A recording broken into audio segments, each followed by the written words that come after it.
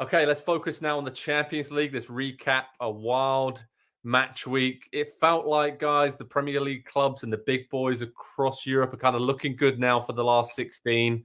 They all kind of fought back after a few upsets here and there. We have to talk about Ronaldo and Manchester United's comeback as well, because that was pretty special against Atalanta. As terrible they were as they were in the first half of that game, they soared back and won 3-2 in that game. It really did feel like this was a big week for the big boys in Europe. Andy, what was your highlight from the Champions League games this week? Yeah, I don't know that I would call it highlight, but I would call it the most interesting thing that happened in the Champions League. And you just mentioned it there. It was what happened with Manchester United, just the comparison of what they looked like before halftime and after halftime. And I know Ollie has come out and said, "Oh, I thought we played pretty good in the first." They didn't play good in the first half, and so to come out and respond the way that they did in the second half, that felt like a purely players directive kind of thing. That comeback in that game against Atalanta, I don't really buy into the narrative that the players rallied and did it for Oli. I don't know that he has any real effect or pull on them anymore at this point. It feels like he has lost a few key figures within that dressing room, and so that's only going to end one way for him. It's just a matter of when and not if. And so it felt like it was the players kind of taking ownership of that team a little bit, and I know that might go against the thinking of what a lot of people have kind of seen that as, but Ronaldo and Pogba coming off of the bench and Bruno getting into the game as it went on more and more. Cavani coming on and making his impact as well. It just felt like the players said, look, the manager is the manager now. He might not be tomorrow. He might not be a week from now. But come the end of the season, we're all still going to be here. And so we need to get this thing turned around for us, not for him. It doesn't matter who we're playing for. We want the season to be successful. And we might look back at that, at least in European competition, because the Premier League's been a bit of a struggle for them, especially against some of the lower level teams. But we might look at that as a bit of a turning point in their season, that they were able to come out and do that against a good Atalanta team, because they were really, really strong in the first half, and United really had no hope.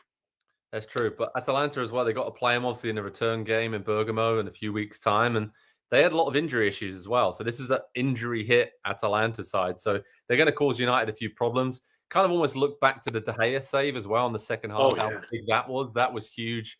And he's come up big this season for Man United, which shows you how much they've really needed him, how much they've been struggling in games. And then you have the kind of double punch combo there of De Gea making big saves and Ronaldo coming up big with late goals again.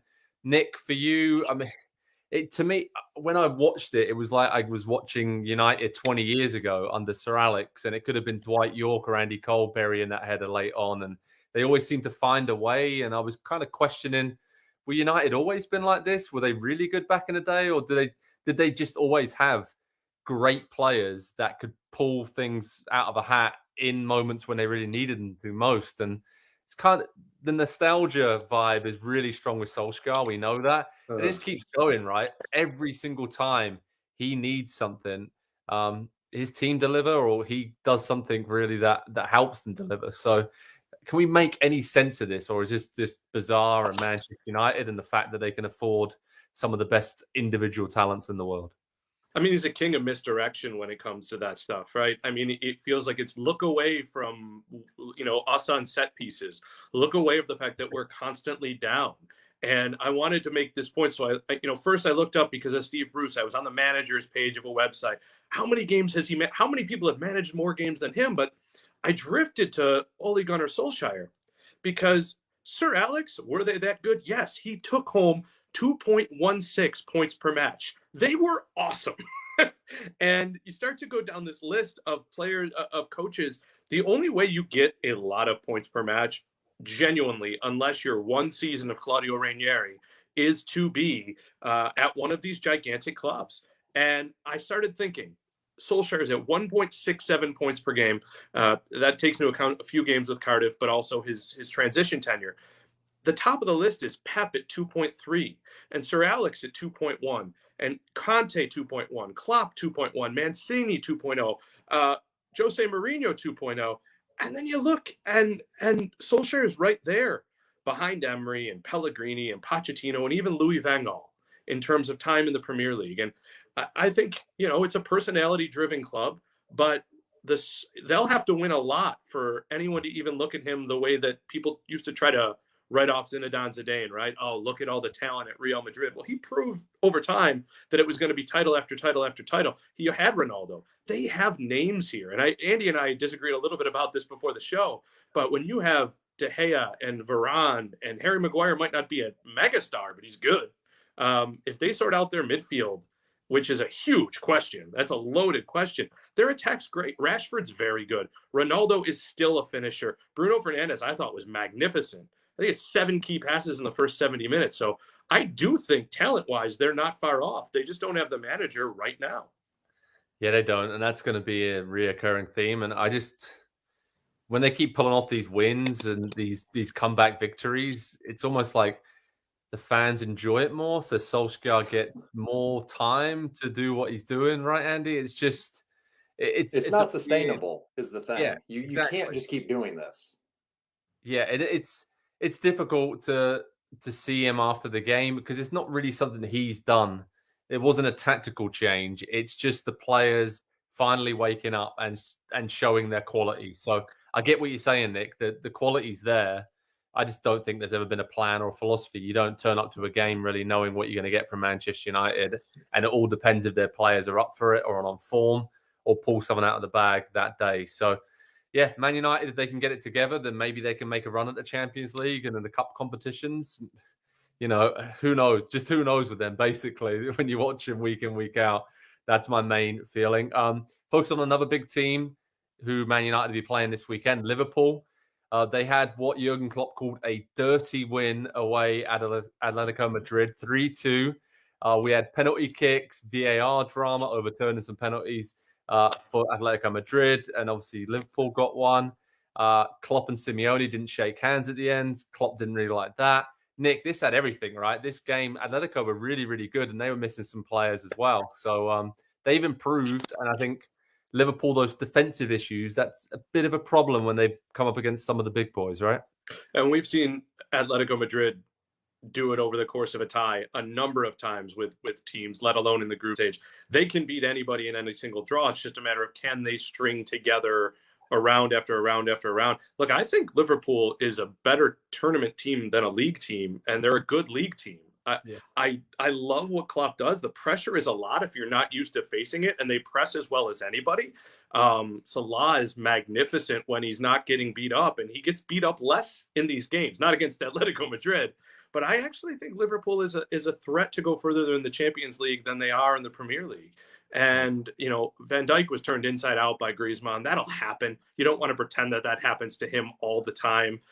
There are moments where they struggle at the back, but I think they can outscore anybody. And I'm just waiting for, you know, we've seen some flashes from Firmino of late. I mean, he had a hat trick recently, but we've seen some real flashes from him that he might be getting back to his best self. And I guess I've learned from ever counting out Liverpool the same way that I've learned from ever counting out Atletico Madrid for very different reasons. And I think the front runners, besides Bayern, are mostly Premier League teams this year. 3 of them specifically. I'm leaving Man United off that list. And I wouldn't be surprised to see them there because of just how much Ronaldo loves that competition. That's very true. That's very true. And Liverpool, Atletico Madrid, I cannot wait for the return game at Anfield there and just to see how those two teams come out because they're well set in that group. But Atletico, I think, can cause Liverpool plenty of problems, especially away from home. Andy, Chelsea and Man City, they had no problems this week. They absolutely hammered 2 minnows. Chelsea smashed Malmo at home.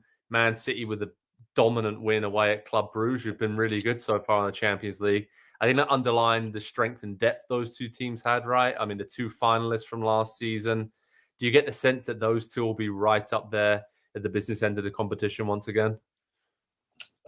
You mean 2 teams that have conceded 3 goals in 8 games in the Premier League so far this season that are well under half a goal per. I think they'll be there at the latter stages. That they're tournament teams. You know, to the point that Nick just made there about Liverpool, as good as Chelsea and Manchester City are defensively, you know, we have some questions about Manchester City going forward in the center forward position. Chelsea, I think we maybe worry about a little bit of. I worry about a little burnout with that team, maybe because of the long run last season and so many international players and just what the season's going to entail.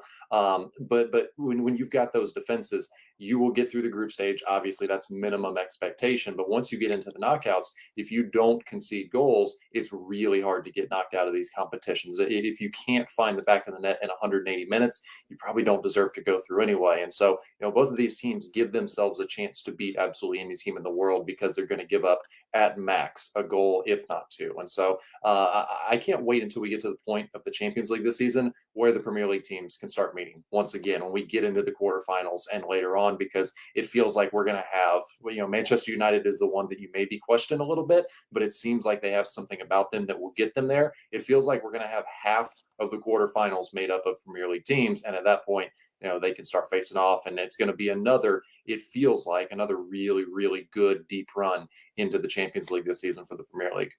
Yeah, they've been really good so far, taking care of business, even though Man United leave it late most weeks. Talking about some of the big boys taking care of business, Real Madrid had a big win. They're back to their best. Bayern Munich again at Benfica after Manuel Neuer bailed them out with some really good saves. Juve just keep winning games 1-0. They look back to their old selves under Max Allegri. PSG with Lionel Messi and Kylian Mbappe scoring against a very good Leipzig side. Inter won. Barcelona were good, but they got the win. So all the big boys are kind of just starting to win. I think their quality and strength and depth is starting to show now at this point in the competition in the group stage. Nick, any surprise teams though? Because Ajax absolutely smashed Borussia Dortmund, which I didn't really see coming. And then Salzburg, they're top of their table. So a couple of teams there, right, to keep an eye on. Yeah, and I'm almost as surprised at Salzburg winning. I'm almost as surprised that Wolfsburg looks as bad as it did. Yeah. And there's some big questions out there. Here's a surprise team for you. And I'm going to go from the way they started their season, even though they're a monster, is Juventus. I think they need a very active midfield in order to play the center backs that they want to play, your Chiellini's, etc. And Locatelli, we saw him in Euro, and he's looked marvelous. And he is such a presence that he allows Weston McKennie to get nuts. And Dejan Kulusevski is a wonderful attacking talent. They've kind of, not quietly, because they're like the Bayern of Italy. They buy the best players from their rivals. But Juve, to me, I don't root for them, to be honest with you, but I've been impressed by what they've been able to do. Winning at Zenit is not an easy task, especially this time of year as it's starting to get a bit cooler. But the surprise is probably Salzburg. I just can't believe that they're still pumping out this talent, that they're still finding these people. They've sold Patson Daka and Sadio Mane and Naby Keita over the years and Erling Haaland. And I mean, the list is insane. Dayo Upamecano, I think, right? This is...